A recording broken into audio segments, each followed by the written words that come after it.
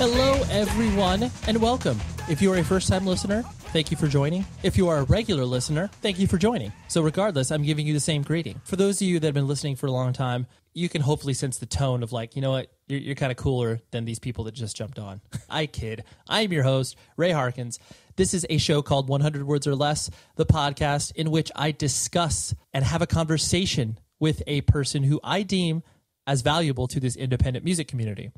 And the guest this week is a doozy. He's a huge one. And when I say huge, as far as his stature within the independent music community, it is Dallas Green from a band or project or whatever. I guess you'd call it a band now, called City and Color. He also previously played in a band called Alexisonfire. I've known Dallas for, 15 years. I'll explain more in a minute.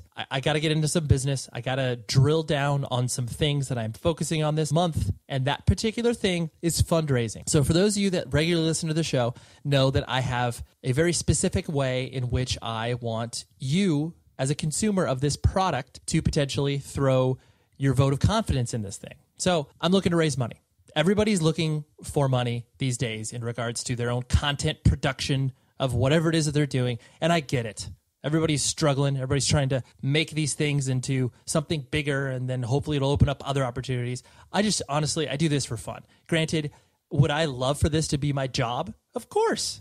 I mean, that would be incredible. But I love what I do, and I love the fact that I can bring these really cool conversations to you, the listener, on a weekly basis. But obviously it takes time, it takes money. You got to pour all these things into it. The only reason that I'm really coming to you is because I see you out there. There's thousands of people that download this show on a weekly basis. That's amazing. I'm humbled by that, and that's great. But only one way in which you can be really like, you know what? I pick you. I am putting you in my ear holes, and that is a deliberate choice. And here is some money to showcase that fact. So there are two ways you can donate.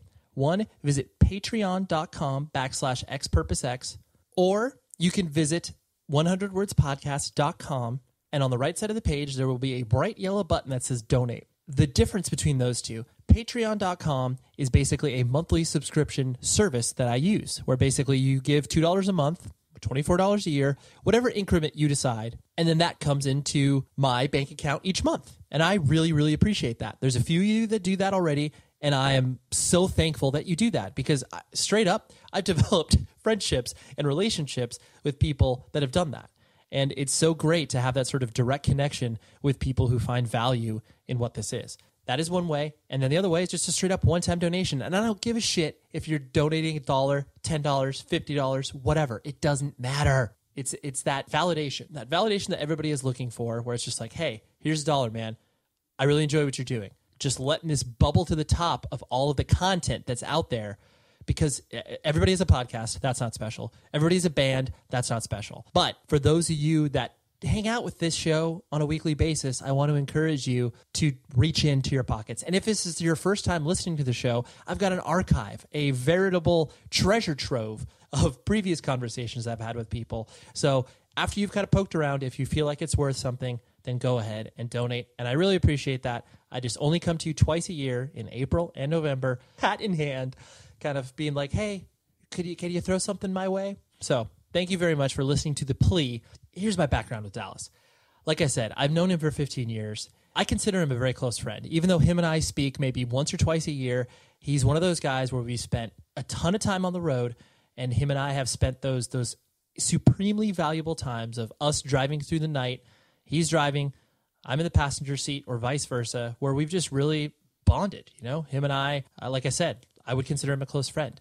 And watching his kind of rise to prominence it brought me nothing but warm, fuzzy feelings inside to just be like, dude, he's doing what he wants. He's being creative. He's being artistic.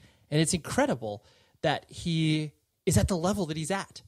He's basically gone from playing in a melodic-ish hardcore band to being a singer-songwriter that's kind of traveled in the, whatever, the Warped Tour world early in his career, and then completely blew open the doors, and now he can play with country artists, and he can play with anybody. And it's amazing to watch that.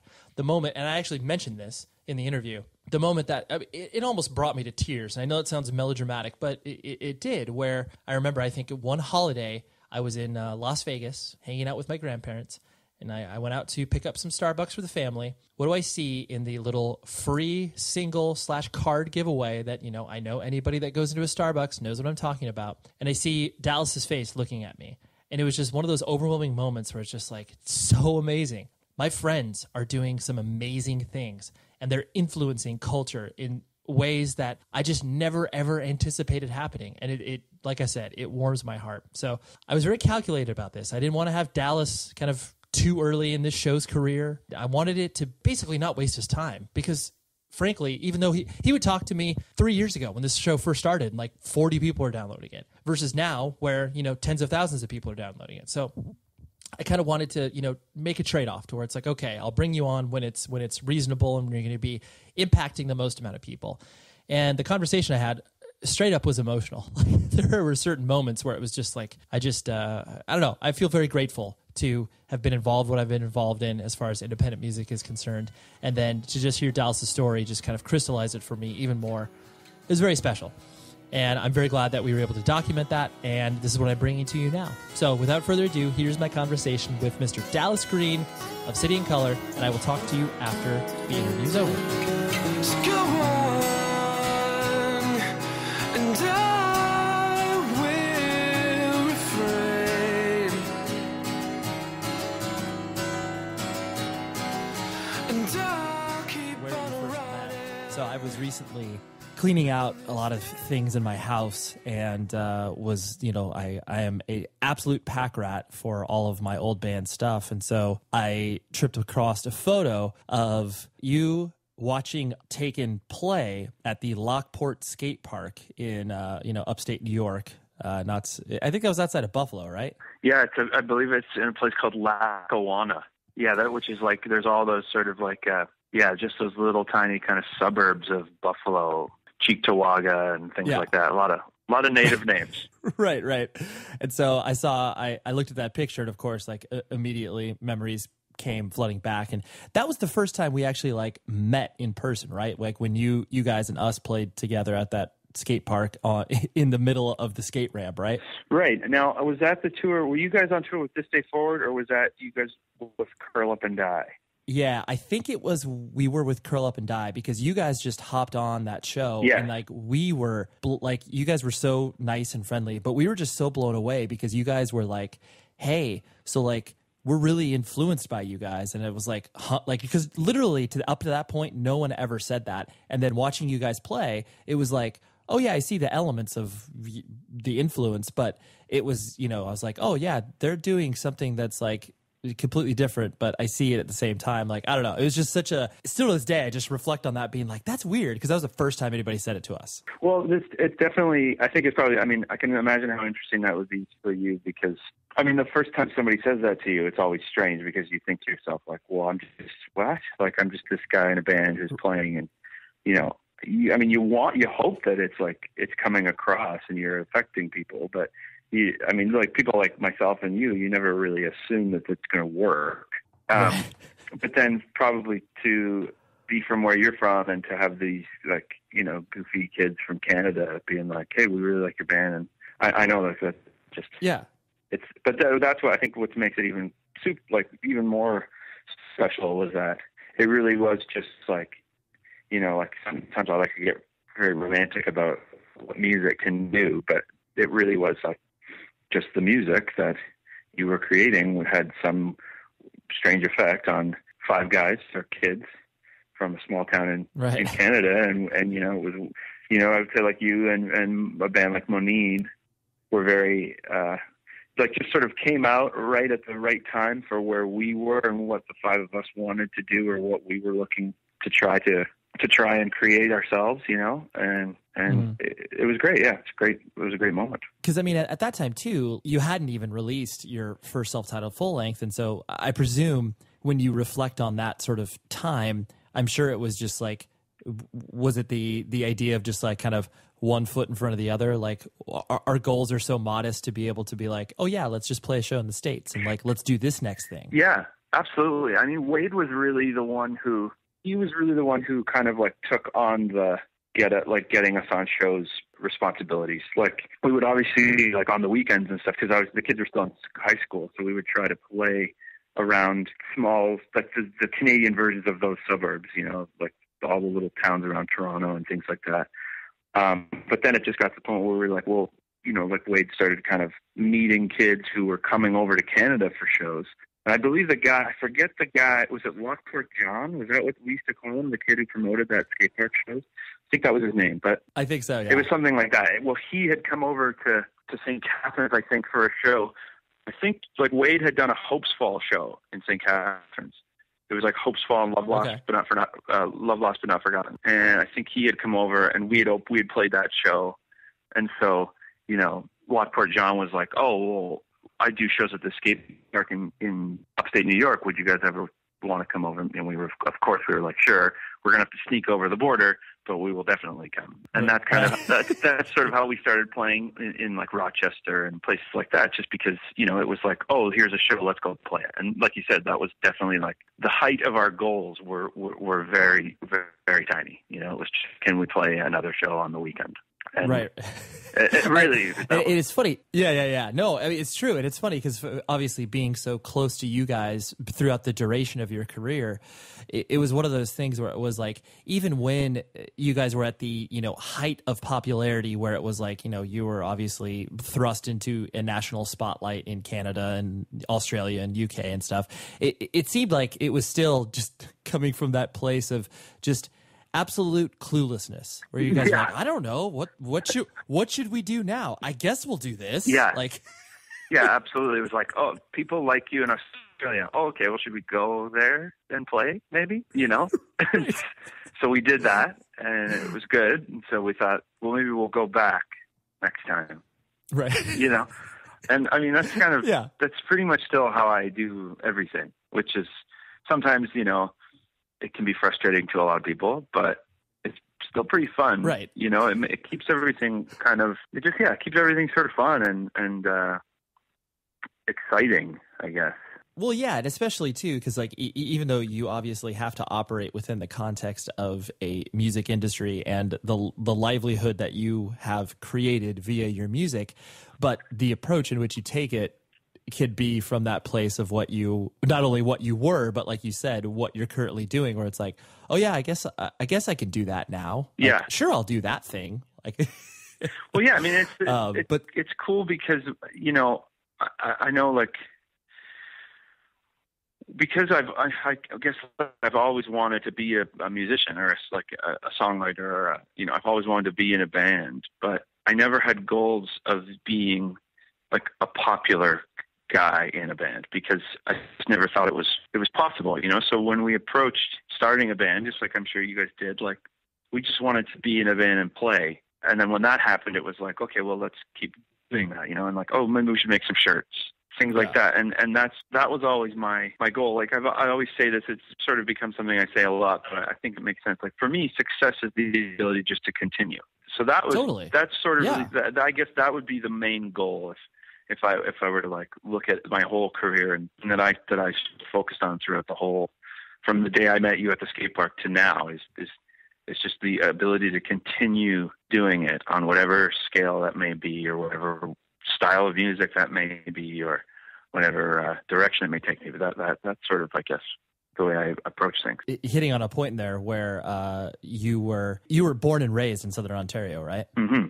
Yes. And specifically in St. Catharines? St. Catharines is where myself and Wade and Steele and Jesse, our original drummer, that's where we were all born and raised. And Georgie was born and raised in Grimsby, which is only about 20 minutes away. But that's why we kind of that's our home base, I guess.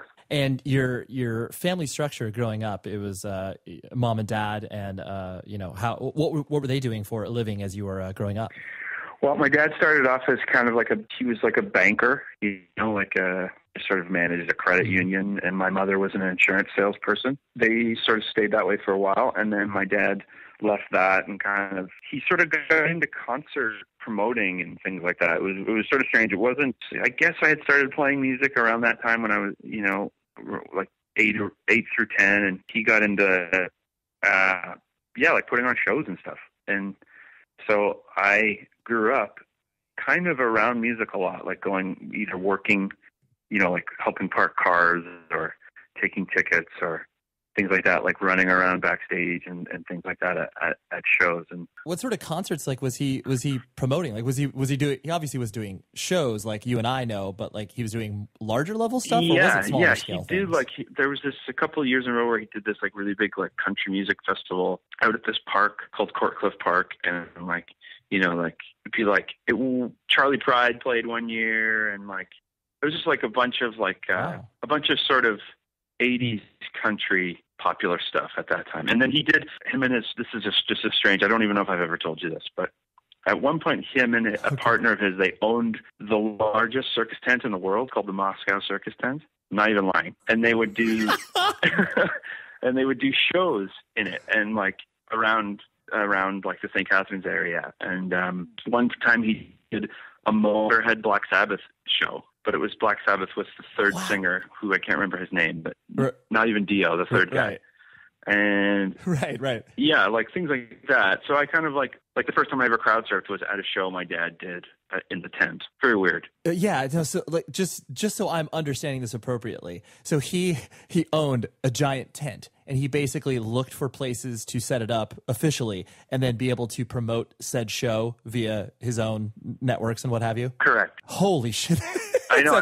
It sounds kind of like it's like a life of a gypsy in a way. It's like, but you have the suburban backdrop of St. Catharines, and then you have this guy who owns a huge tent that puts on shows. It's amazing. Yeah, it was pretty strange. Like for a couple of years when he was doing that, because it was just like every summer it'd be like make or break, kind of based on whether or not the show would go off well. You know what I mean? And it was always weird. Like it would always be like in a weird little at like some fair or something, and some bands would come and play, and I don't know. It was pretty cool just to be like sort of around that as a kid and see the inner workings. And I don't know if that had like an effect on me wanting to be in a band, because I had already sort of been playing guitar and was really into music at the time, but it definitely gave me a little sort of insight into that world of things. And so you're not an only child. You have a brother, correct? Or am I a sister? That's right. That's right. Sister. And older or younger? Older sister. Okay. Was she helpful at all in regards to the exposure, more or less, of like independent sort of music, or did you get ushered in via a different channel? Well, yeah, my sister was super cool when I was young. Like she made me, I remember going to the first day of 6th grade, and my sister had made me wear, like she bought me and made me wear a class t-shirt to school. Like she was already in high school, but she was like, go wear this to school. Like the kids in 8th grade are going to freak out, kind of thing. Like, and right. So she was always kind of telling me, like, she bought me the first pair of Doc Martens, got me going on stuff like that. And then, but she moved, when she went to high school, she moved really heavily into like sort of early 90s, like R&B and stuff like that. So that's why I have an affinity for like Mary J. Blige and Sade and things like that, because my sister was into it. And I was just like, I'd come home from school and my sister would be watching the video channels and be listening to stuff like that. And I would just sit and watch it with her. So I think that's where I get my appreciation for like the female voice and singing, especially the way I do. But so for me, the way I got into sort of independent music and things like that was when I started, obviously, like listening to harder music. For me, I guess you could call it harder music, was when the grunge explosion happened. So 90 through 92, I got into, so I'm 11, 12 years old, and I got into, Nirvana and Soundgarden and Alice in Chains and bands like that, then opened the door for me to sort of get into heavier music.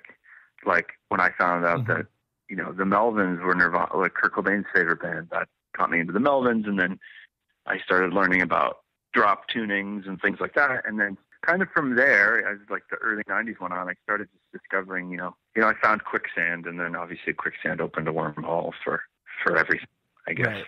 I think that experience of the thirst for more is so indicative of obviously that time in most people's lives, where they just like, once they, like you said, open a wormhole, once they kind of open one door and it's like, oh my gosh, there's like shelves upon shelves of these bands, and like, where do I go? And then all of a sudden that door opens and you're just like, oh my God, there's like another sub basement behind this. Right. And the great thing for us, like, not necessarily for the band in Canada at the time, but Canada had its own complete response to the grunge culture as well, right? And a lot of bands that probably most American people, maybe even people in the rest of the world, wouldn't know about because at that time, without the internet, it was very hard for bands to get noticed outside of their own country. There's all other cross-section of all of these amazing Canadian bands that I grew up listening to that I just love. That, you know, those were the bands that were playing in St. Catharines because, you know, we were sort of a smaller town in between Toronto and Buffalo, and it wasn't like a lot of national touring acts were coming through. So I got to see all these, like, just these amazing Canadian bands that meant so much to me that I think also helped me sort of find that, like you said, that thirst or the drive to want to be in one of their bands or just to play, you know? Right. Like you said, there was always kind of a desire inside of you once you picked up a guitar and been like, oh yeah, I'd like to, you know, make music or be in a band or whatever. So Helicon Blue, like, was that kind of your first sort of foray into playing like active shows and like playing shows outside of your general area? Or was there something prior to that that was, you know, even more, whatever, rudimentary, awful, however you'd like to peg it? Yeah. Well, we had a band, me and a couple other people had a band before that, which sort of like I was really into Mogwai and instrumental stuff at that time. So we had a band that kind of like, and there was also like a sort of cool spacey bunch of Canadian bands on Sonic Onion Records that I really liked a lot too at that time. So we kind of made a band before that was really just instrumental, and we played a couple of shows, and it was a lot of fun. And we had like this, we opened for this band called Tristan Psionic from Canada, who were like this super cool. Do you know Tristan Psionic? They were a super cool Sonic Onion band. Yeah, no, for sure. It was definitely that's the thing that always really perplexed me when I started to get introduced to the Canadian, more mainstream Canadian music scene because of Taken's affiliation with, you know, Goodfellow and Sonic Onion, where it was like, obviously I knew your area was fertile for, you know, hardcore and then melodic hardcore with, you know, whatever, Chokehold, Grade, you name it. But then I was like, there were so many bands that I was just like, dude, no one's heard of that band here in the States at all. It didn't make sense in my mind because I was like, but they're like good. Like, yeah, exactly. There's no reason that people, and that's what was always funny for me about you guys too, where it was like, I don't understand why the US just summarily always rejected what you were doing. It was like, I don't get it. So I think, you know, that's something for later on, but yeah. Yeah. Well, so anyways, we had this band and it was like an instrumental, cool, kind of like spacey, you know, jammy band, and it was a lot of fun. But then I started kind of getting back into singing, you know, because I had sort of stopped singing. I was singing a lot in high school, and then I just didn't want to anymore for some reason. And then did you have, sorry to interrupt, but did you have bands like in high school that you were like singing and fronting for? Well, I was singing a lot. I was doing a lot of like a solo stuff, like acoustic shows around town and stuff, because I didn't really have a band. I didn't really have anybody to play with. Yeah, so I would just play like open mic nights and play shows, you know, just acoustic, either covers or like some songs I had been writing. And then I started this instrumental band, and that was a lot of fun. But then I started writing more songs again, and then that's sort of what became Helicon Blue. Like I wanted to sing and play guitar in a band, and that was when I first started getting, like, I guess you could say, like a following, you know, like we would play shows in St. Catharines and like a whole bunch of people would come and know the words and things like that to our original songs. And that was pretty cool. I remember when you showed that to me when we were touring together, and it's funny, the thing that I've always been has always impressed me about you was the fact that it's like usually like your journey as a musician was unique in the fact that you were usually your first bands are awful, like they're like just musically terrible, but like when you just casually were like, oh yeah, I did this thing that, you know, like it was whatever, like you didn't like build it up to me, but then you played it and I was like, this is a band that can exist right now and you can have no embarrassment about. So I've always been jealous in the fact that you've been in good bands for most of your life. I mean, I'm sure if I went to a coffee house show at the time, I might be like, oh, who's that child in the corner playing guitar? But yeah. Well, but still, I was like, that's good. That's nice of you to say, Ray. I mean, I pretty much feel the way that you just described, like about stuff I did yesterday. But you know, that's just me. If there's one thing about yourself that I know is you are critical beyond critical of your material. And if the job of you promoting your own music was solely rested on your shoulders, City and Color would be playing to -4 people. Exactly. Yeah, I'd be playing the comedy shows with Big House. Absolutely, yeah. So anyway, so that I've just always I think you're you know, because a lot of people obviously look at what you've done in your musical career, and some would probably be like, there's so many labels that you can put on it, from like, oh yeah, like, you know, overnight sensation, or like, oh, it's amazing, he's doing these cool things, and he's been working hard at it for a long time. But there's such a lineage in what you're doing, where it's like, well, like, yeah, like that step led to that step, kind of like what we were talking about in the earlier years of a band, where it's like, yeah, you just kind of put one foot in front of the other. Yeah. And like, yeah, of course. Like, absolutely. It's been that. It's strange because it's funny, like when you ask me, like, was there, like, you know, what were you doing before that? And I say like, oh, I was just playing these acoustic shows. I was like, that was 22 years ago, and I'm still playing those acoustic shows, just on a different scale, you know. But I totally. Like, I look at it that way. Like, I right before Christmas, I went and did some solo acoustic shows in Canada. Granted, they were, you know, there was like 2,000 people there every night, but I looked at it the same way. I was like, I'm just going to do some solo shows. Yeah. This is something I was going to bring up a little bit later, but it was, you know, the last time that we saw each other, besides, you know, when you played in Chicago at Riot Fest, was obviously the Greek Theater show, which I know was a hugely monumental and special show for you. And I felt it was honestly like sitting in the crowd watching you. It was one of those things where it was just like, it was very emotional for me, because it was like watching you being able to kind of realize this, like, what the fuck am I doing up here moment? Yeah. Of being at this iconic theater, you know, being able to be like, hey, here's my friend Ben Harper, like you would ever be able to say that. Yeah, know? exactly. The concept of fame and adulation and people that surround you, like you yourself have never changed as a human being. You've always been this really just, you know, a nerdy music guy, and people that put expectations on you of who you should be, that comes from them and not from you. And I wonder, like, obviously you've had to, you know, struggle with the idea of fame and the attention that comes with the fact that you put your music out there. I'm sure it's just a constant struggle versus the people that like want to know you because you now are a known quantity and like it's cool to know you, versus the people who actually like know you for the human being you are. Yeah, it's something that, I mean, thankfully who I am, and I figured out who I was a very long time ago, you know, and I think, you know, knowing the type of person that I wanted to be allowed me to deal with all of that stuff you were just talking about a lot. It was easier for me to shrug anything that I thought was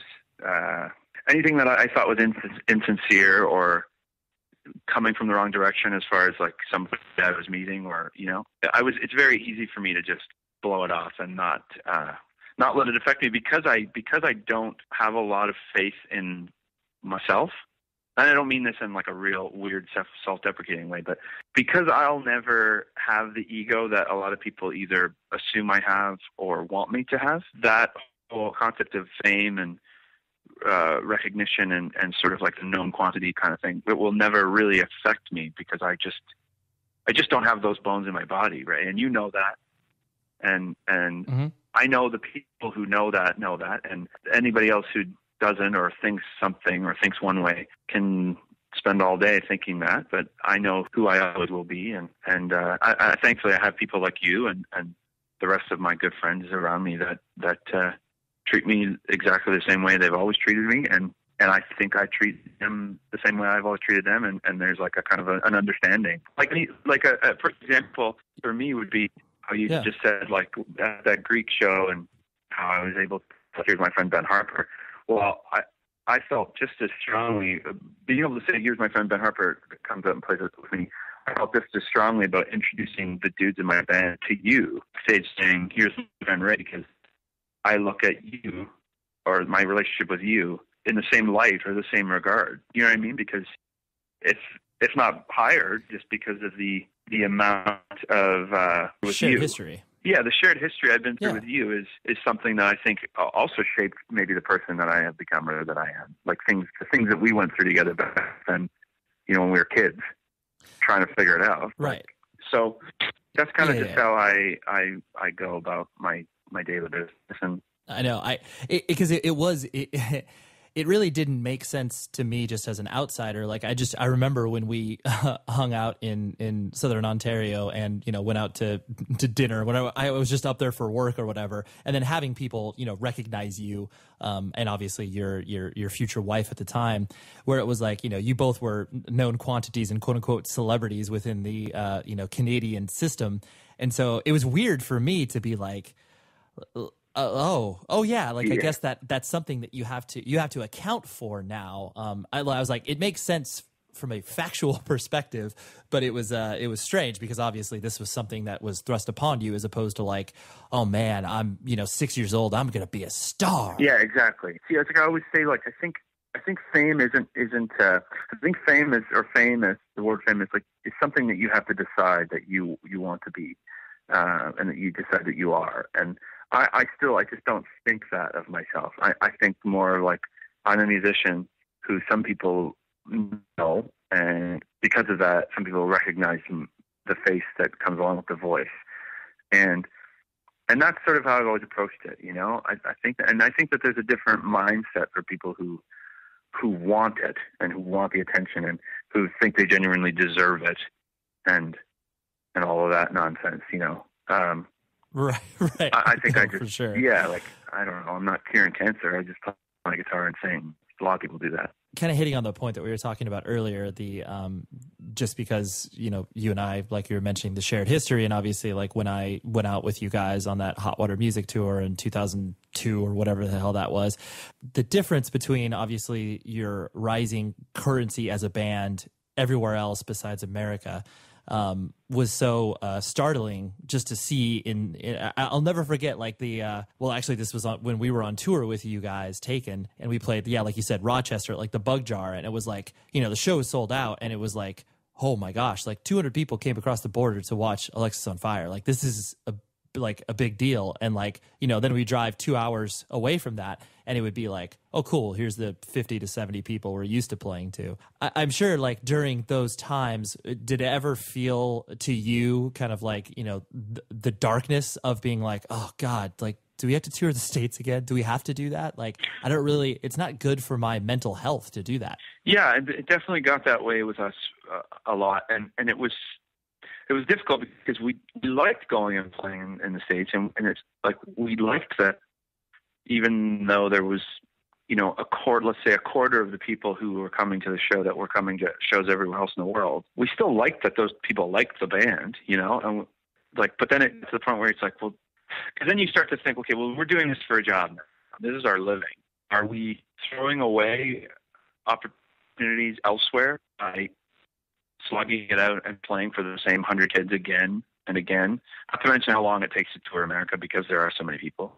So then we started right. Kind of like just not forgetting about it, but just deciding, well, we'll go there. Maybe we'll go there. It's like, as much as you don't want that to affect you, it's easy to make the decision. Where do you go? You go where people are listening, right? And that's where everybody else was listening. And I mean, it wasn't really upsetting to us because I think just knowing that sometimes things doesn't, especially with music, or I guess with everything, but with music especially, sometimes it just doesn't translate to a certain group of people, And I think there's probably a time where we were a little bitter about it, maybe around that Hot Water Music Tour time. I think because that was like maybe the second record, and be obviously seeing other bands that were in our same sort of wheelhouse exploding in America, we were kind of wondering what it was that we didn't have. But then I think after that, when we made Crisis, I think we had grown up a little bit and we had been through some stuff, obviously, with like switching drummers. And I think we just decided that it wasn't going to happen and we were fine with it. Like you made peace with it. Yeah, exactly. We made peace with like America's just, it's going to be 100 or 200 kids a night, maybe 300 on the coasts. But other than that, that's what we got. And we're going to go there once on a record and we'll have some fun. We'll bring our friends, and you know what I mean?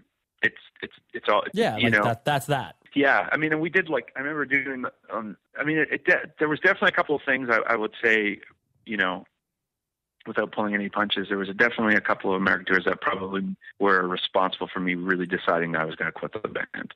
I was going to bring that up because I totally, I mean, you and I, obviously, as we toured and hung out and having those discussions with you in regards to like what you wanted your future to be, not so much the fact that like, oh, I hate what I'm doing with Alexisonfire and I want to focus on my solo stuff because that's going to just bring the most to me, because that was never your case. It was just the struggle of like, all right, this is the history that I've built with this band, but like I want to explore these other, you know, nuanced sounds that I can't explore within the context of this. And I was like seeing the writing on the wall in regards to your feelings towards continuing on, especially like when you've been dealt these blows of just like, well, this isn't healthy for me to do that. And like you're saying, those United States tours would probably pushing you in that direction. Yeah, the main one was when we did the whole Warped tour on the Crisis tour. I remember that. Creatively, my brain started going really away from the heavy music, and it was like, again, it wasn't because I didn't like it. It wasn't because I wanted to distance myself from it, because I still listen to music like that. I still love it. But just creatively, when I picked up a guitar, the last thing I wanted to do, and, you know, probably being on Warped Tour didn't help because it was just this like barrage of noise. And all I wanted to do was, I wanted to write the farthest thing from a song that would end up on Warped Tour, I guess, which is sort of when I started writing all the songs for Bring Me Your Love.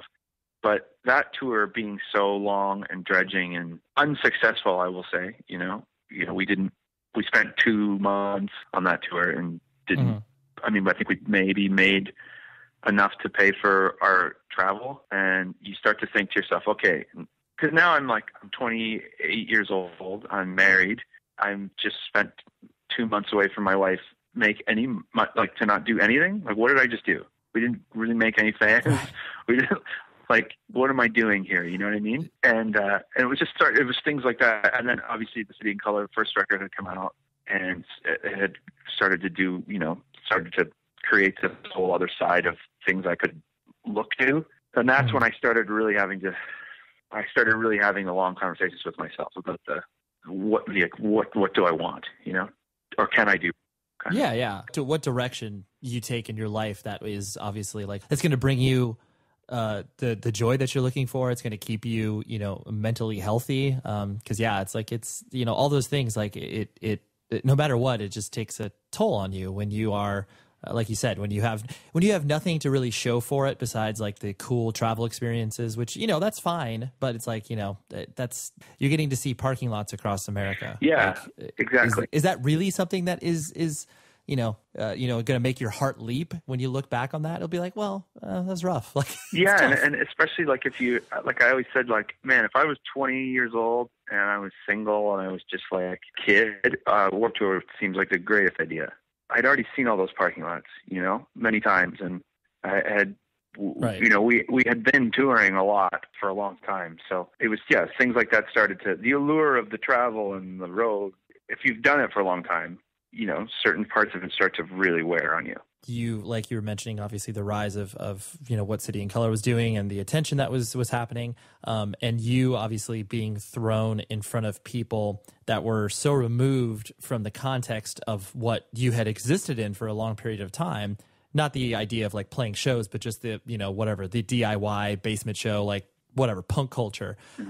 Did you find that you know, the people that you kind of like got along with in this different world that had that sort of DIY experience, kind of like you gravitated towards, or you were like, oh wow, like you played, you know, terrible shows as a singer songwriter that you booked yourself, you know, 2 months, a 2-month tour across coffee shops or whatever. Like, did you find people in the, you know, larger ecosystem that you were attracted to because of that? Yeah. I mean, I think like, even if you look at like right now, like the band that I have playing with me, like Doug from the Constantines. So it's like, you know, I mean, he plays drums, but he was in the Constantines, who was maybe the greatest Canadian band of all time, but they also just a punk rock band, and, you know, did all the same stuff that we did. Toured, played for nobody. And he just happens to be able to play drums any way you want him to. Jack, who plays bass, was in the Greenhorns, who played, you know, were a band in the mid 90s and played for nobody forever too. And, you know, obviously he went on to be in the Raconteurs, and now he's in, you know, the Dead Weather and things like that. And he's a lot more accomplished, but find that in everybody, really. Everybody who anybody who I've met and stayed in contact with is because we all had the same sort of shared experiences. Now, I've definitely met a lot of people in this because of the direction I've gone in. Definitely met a lot of the people who, the first tour bus bands and the sort of major label this and that. And, but those people I just don't have anything in common with, There was that, but right. You do find, I think if you search it out, there are the people that you have something in common with that in every walk of life. So I've been lucky enough to find a bunch of people who, didn't come from what we came from. Like my guitar player, Dante, like no real idea of punk rock or that style of music. Like he just wasn't there for it, didn't listen to it, came from a completely different world. But, he also, his band that he was in when I met him, put out 3 records and toured for 5 years and, played a lot of shows to nobody. So, right. And like booked their tours themselves and drove the van and did all that. So yeah, I've been able to sort of find those like-minded people. And I'm not saying that that's a prerequisite that you have to be a friend of mine.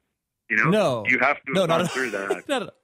But it really Right. does help everybody. It helps right now in the world I have surrounded myself with, like all of my dudes on my crew and everybody in my band. It helps that we all have the shared experience of failure, because it allows us to really appreciate what is going on now, Whereas you meet kids in bands or people who work for bands who have just lived this super comfortable existence. It's okay, but I don't really have anything to talk to them about because it just doesn't feel like they've earned it. I think you've always done a really, really good job of not only like exposing who you are as a human, but just showing the fact that just because that I am up here in front of 2,000 people playing my guitar, it doesn't make me any different than the people that are in the audience. And I think you've always done a really good job in the context of that to just be like, when you do have an interaction with a person who is like looking at you, with these like wide eyes and are just like, oh my God, like there's Dallas, I don't know what to do. And then you just either try to diffuse the situation of just like, well, hey, like, nice to meet you. Like, I'm a regular human. Like, yeah. I'm going to have a drink of water right now. Like I find it so, like, I still don't understand how that idea still perpetuates itself, where it's just like, I'm doing I would be doing this regardless of who's in front of me right now. It just happens to be that a lot of people are paying attention, and like, I'm a real human just as much as you are, but sometimes it's difficult to kind of bridge that gap. Yeah. Is it one of those things, like, because of the sheer volume of your audience, you obviously can't have those individual interactions? What other things you try to do to obviously, like, convey that message? Because I know it's important to you, because otherwise it just seems like you're this, whatever douche with a beard and a funny hat who's up there on the stage, and it doesn't differentiate you from anybody else that's doing the same sort of stuff that you're doing. Exactly. What sort of, what things do you try to find that you try to, either convey, whether it's like musically, where you're just like, I'm going to concentrate on this music, or I know it's a complex question, but I know it's important to you. So I wanted to put it out there. I think, like you said, the conversations are important when I find myself in a situation with somebody who's, I guess, for lack of a better term, starstruck, or, I just try to bring it down to a normal conversation, because that's all it should be, because I'm just playing guitar and singing and you happen to like it. But the reason I feel like the reason the douchebag in this world, like this musical world, exists is because people treat them so differently, and it gives them a reason to feel like they're special and different. I don't want to ever feel that way, and I don't think people should make other people feel that way, because you can like something, but you don't have to treat them like they're this superhuman, because we're not. People who sing and play music aren't any different. I just happen to be okay at this. Like I always, I talk to people. I'm like, I go, what are you good at? Are you good at science? And if somebody's like really good at, I'm like, well, you go to university, what do you major in? Blah, blah, and they tell me, and I'm like, well, I can't do that. And they're like, well, what do you mean? I'm really like, funny. I'm like, I can't do that. I could never do what you're doing. I'm like, this is what I've been doing this my whole life, and it's the only thing I know that I'm remotely good at it. Some people like it, and it's great, but because of the nature of the beast, where what I do allows me to stand up on stage in front of a bunch of people and have the spotlight on me or us. It changes the perception of the way people the way people think, and it gets a little bit, I don't know, it can get really confusing to a lot of people too, right? Because they have this intimate relationship with something that you've created. I don't know if that was ever the goal for me. I want people to like what I do, but I also write it in a way where I have to like it first. And then if I can get a song to the point where I really like it, then hopefully somebody else will like it.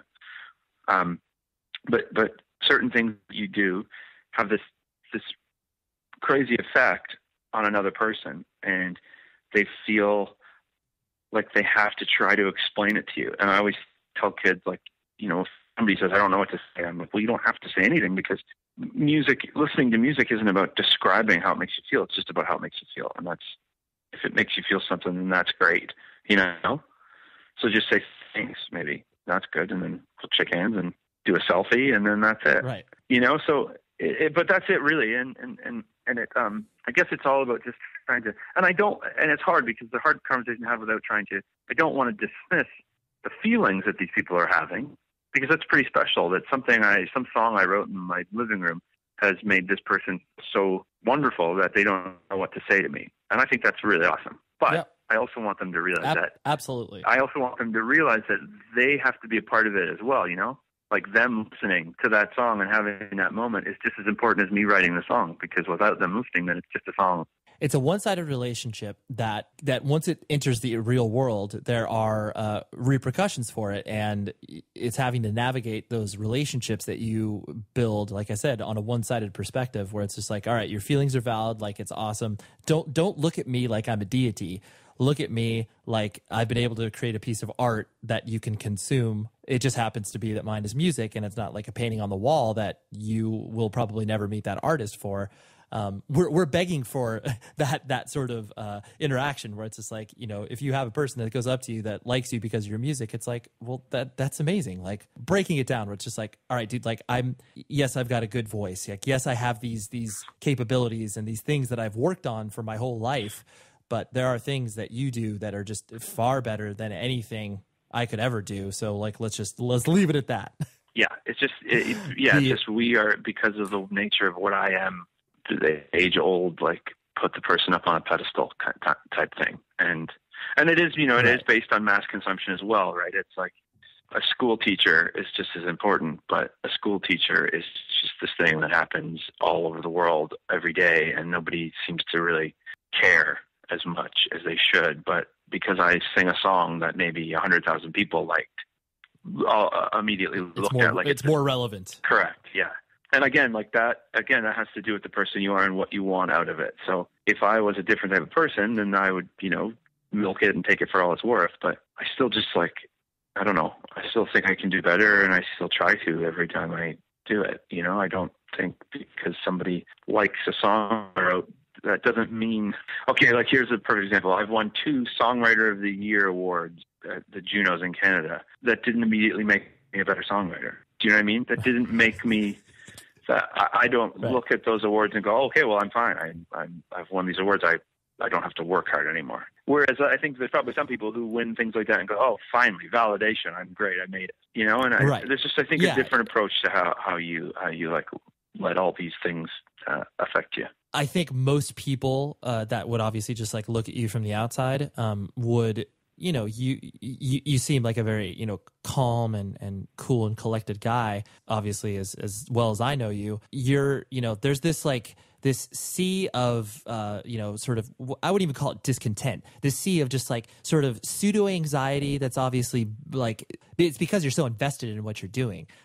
There's this, like I said, this bubbling that always has manifested itself inside of you, that it's like, everything you're doing is you, like we were alluding to earlier, you're so critical on yourself. Yeah.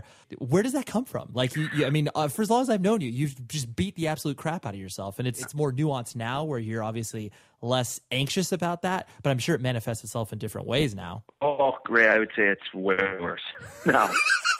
Okay. All right. Yeah. All right. I was hoping you'd calm down, but I guess not. No. You know, I'm not too sure where it comes from, to be honest. I think what it is I'm so terrified of being that person that we're talking about. I think I'm so terrified of being complacent or or just I'm so terrified of becoming this person who feels like they deserve it or something like that. I feel like by constantly shitting on myself and knowing that I can do better, then I will do better.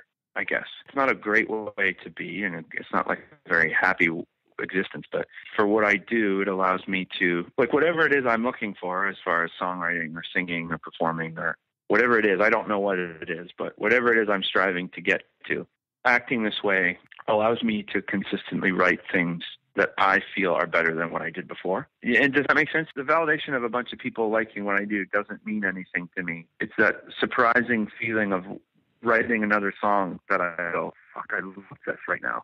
Mm-hmm. No, I'm probably not going to like it tomorrow. Just knowing that I want to do better. I don't know. I guess that just is right. And then for some reason I've created this way of being that allows me to do that. Yeah. Well, hearing you articulate it, it makes more sense to me, where it's like, there's that level. I mean, honestly, it's like self-preservation in a way, where it's like you've keyed into the fact that you want to play music. This feeling that has manifested itself inside of you allows that to occur in what you define as successful terms. Exactly. Yeah. Like to think of like, Neil Young, one of my favorite lyrics of all time is, "It doesn't mean that much to me to mean that much to you." And that sounds like it's a super dick line. Like, I don't give a shit what you think, but it really, the way I approach it is, I do all of this so I can have some sort of inner peace that what I'm doing is right for me, you know?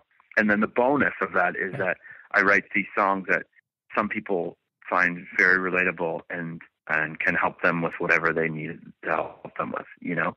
And that's sort of, I think that's why I do what I do. And yeah, it just sort of manifests itself in this real hard type.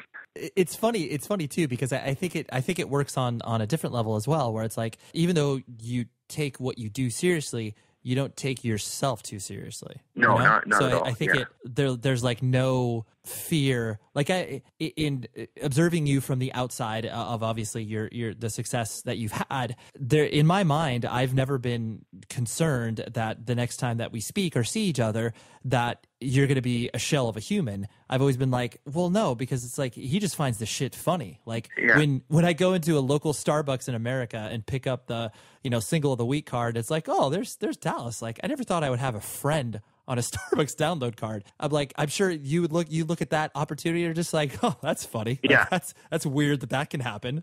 Yeah. It's just sort of one of those things where you go, oh, okay, foot in front of the other. It's like, oh, okay, Starbucks.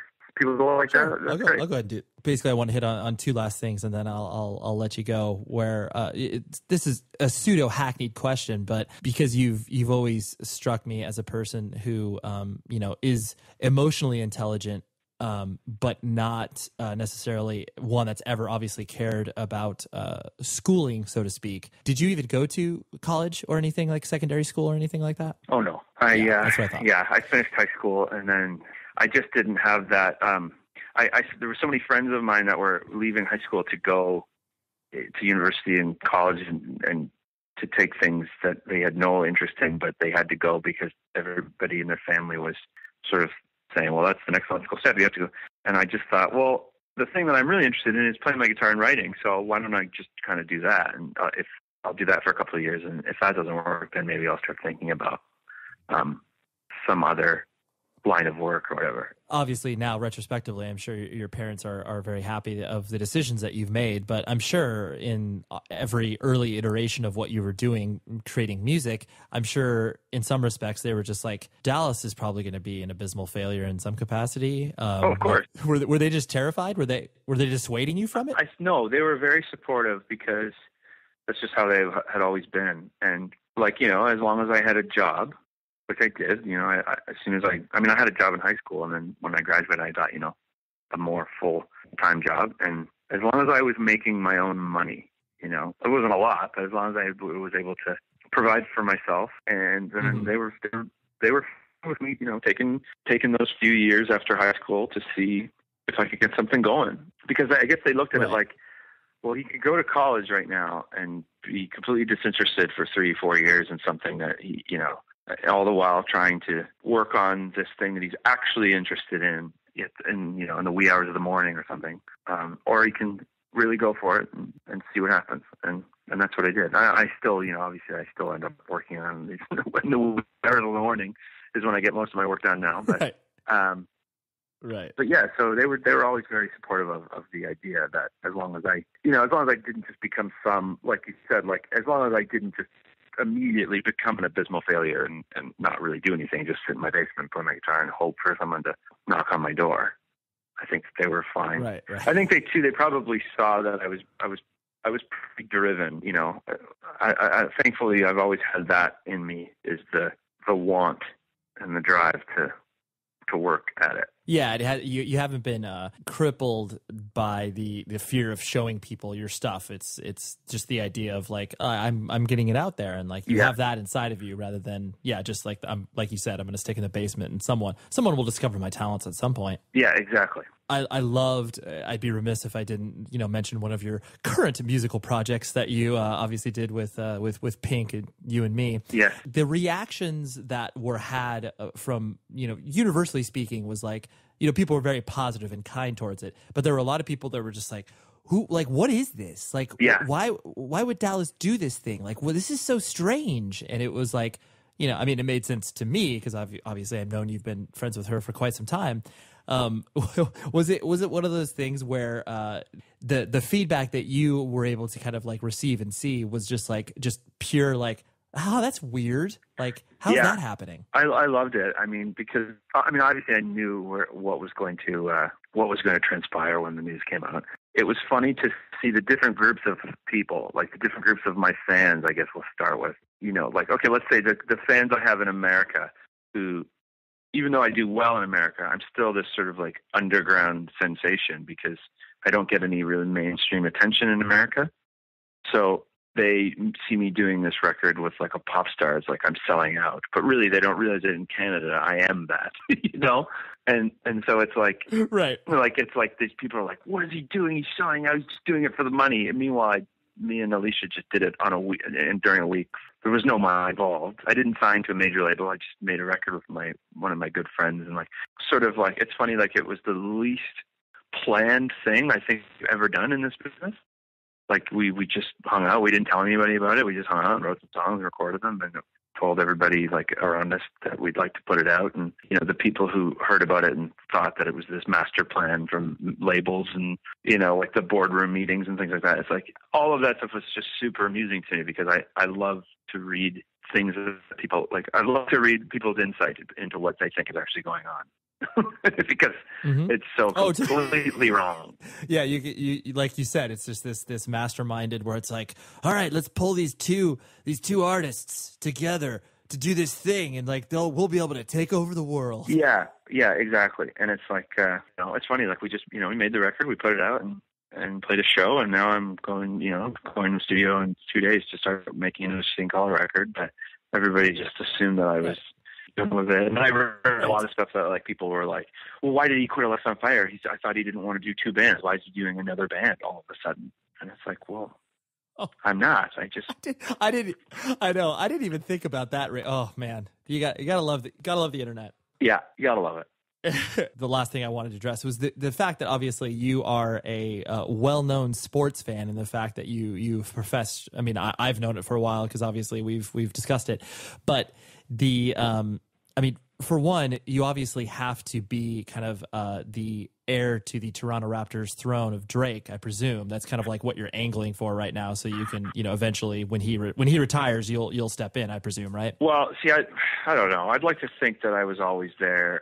But I'm like, again, I'm the independent. I'm the independent category candidate. He's the National Convention Democratic nominee. I'm the independent.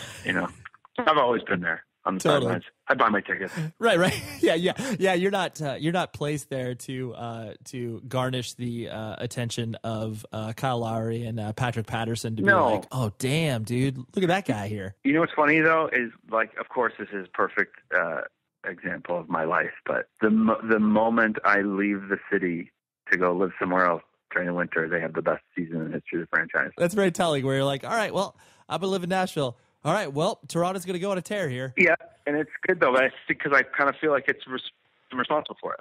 I had to leave in order for them to be as good as they are, and I'll take it. I watched my NBA League Pass, and everything's fine. Yeah, exactly. And then you can you can see them when they come to Memphis, right? Yeah, well, I'm gonna go home for the playoffs, definitely. You know, because like you mentioned, you obviously, how long you been married now? 6 years.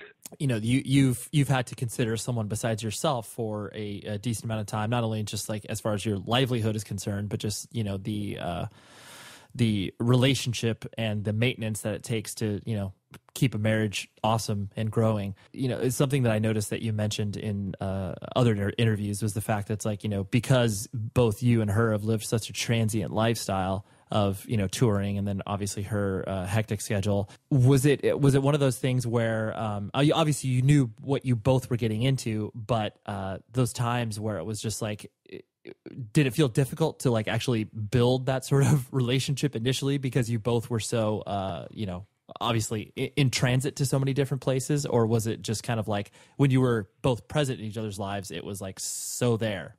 Yeah, I think that it was a little bit of both, but mostly I think the relationship starting that way in like okay, I'm home for a week, let's really hang out, and then I'm gone for a month or whatever. It did really like sort of, you know, that the cliche of the distance makes the heart grow fonder. Like it really did help us appreciate the moment when we were together a lot more, I think. And I think it probably allowed for us to stay together this long. And then now we just, you know, we've kind of, I guess, settled down, I guess I could say, you know, because I'm touring a lot, but not as much.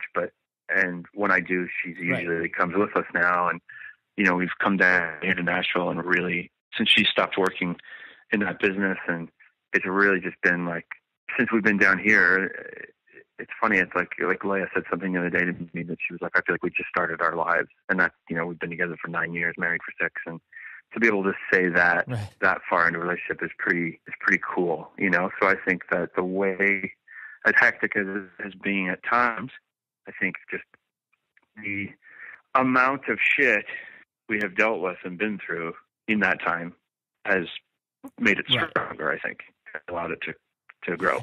Yeah, no, I think that's a really important point. It's something like I've always reflected on myself, because like my wife and I we'll be married 10 years this August, and it was one of those things where we waited 6 years to have a child. Yeah. And it's one of those things where it was like we felt that our relationship was built on a solid enough foundation that we could introduce a third party to this thing. Yeah. And so obviously it's like what you guys are doing now, where it's like you're like, all right, well now that we feel like our foundation is planted, now we're kind of like turning that next chapter in our lives. And like that, when you reach that moment of like, oh yeah, that's exciting to kind of like look around that corner, you know? Exactly. Yeah. No, and it's cool to be able to look around and see to see something new there, you know? Like, especially like, I don't know, like I always wanted to, or always thought I would end up living somewhere else, or always thought I wanted to move away from Toronto, because I never, you know, as much as I lived there, I didn't really necessarily think it was my home, because it wasn't my home. I didn't grow up there. You know, I just lived there because my wife worked there. But moving here to Nashville, it really has, like, it's probably the happiest. I know we spent a whole conversation talking about how unhappy I am, but it's probably the happiest I've ever been in my life, you know, and feel at home. Right. I mean, that's super exciting, because it'll rejigger the way that you are obviously creating music from a place of like, for lack of a better term, like stability, you know? Exactly. Yeah. That kind of puts you into a more, for lack of a better term, like mature headspace as well, where it's like, yeah, you can write music that will be identifiable to a 60-year-old the same way it can identify to an 18-year-old, you know? Yeah, exactly. And just, the stability of feeling at home, and even just like going into the studio this time with my band. You know, I haven't done that since I made an Alexis record, because every Sitting Color record has been different. But just having like the band that's been touring with me for 2 years, going into the studio and making the record with me, like there's something really solidifying about that as well. Yeah. I feel like has taken the music to a whole new level. So yeah, I just feel overall, I feel pretty stoked about what's going on, which is a nice way to feel, because I'm usually not that. I don't feel that way. No, it's incredibly exciting, and Dallas, I really appreciate you hanging out with this, because I don't know, I'm so glad we're friends. I'm so excited for everything you've been able to create, and it's just It's awesome, and I wanted to have this conversation and record it because I think it's just a great way to showcase people, like obviously not only who you are, but just the fact that it's like, well, you've remained unchanged through the surroundings that you've been thrown into because of your music. So I really appreciate you doing this, Dal. Oh, thanks, Ray. I'm glad to have done it. So there was that. That was Dallas. What a dude, right?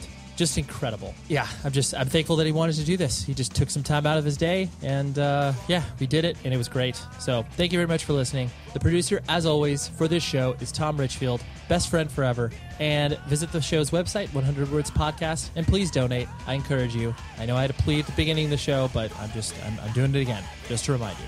So without further ado, here's the end of the show. And be safe, everybody. I'll talk to you next week.